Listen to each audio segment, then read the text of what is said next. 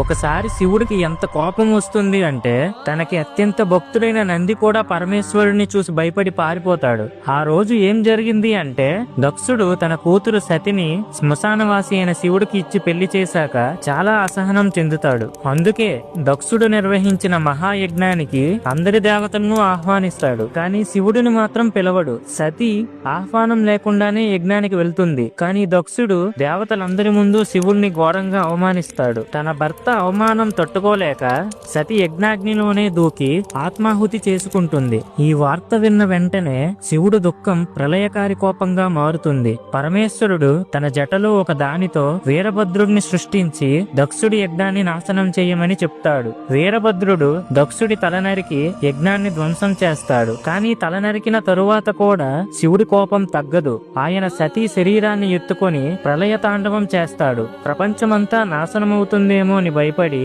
మహావిష్ణువు స్వయంగా వచ్చి శివునికి ఆయన ఈశ్వర ధర్మాన్ని గుర్తు చేసి శాంతింపజేస్తాడు. ఫ్రెండ్స్, మీరు శివభక్తులైతే ఓం నమః శివాయ అని కామెంట్ చేయండి. భార్యాభర్తల మధ్య గొడవలు, అత్తాకోడల మధ్య సమస్యలు, ఆర్థిక ఇబ్బందులు, ప్రేమ పెళ్లి సమస్యలు, స్త్రీ పురుష వశీకరణ, దూరమైన వాళ్లను దగ్గర చేయడం, ఇల్లు ఆస్తి స్థలం సమస్యలు, కోర్టు సమస్యలు, వ్యాపార నష్టాలు, ఉద్యోగంలో అడ్డంకులు, ఆరోగ్య సమస్యలు, ఇలాంటి దీర్ఘకాలిక సమస్యలు ఏవైనా పరిష్కారం ఒక్కచోటే. శ్రీ దుర్గా భవానీ జ్యోతిష్యాలయం పైనున్న నెంబర్ కి కాల్ చేసి గురువు గారు ప్రముఖ జ్యోతిష్యాచార్యులు అర్జున్ రాజ్ గారితో మాట్లాడి మీ సమస్యలకు ఇప్పుడే పరిష్కారం తెలుసుకోండి.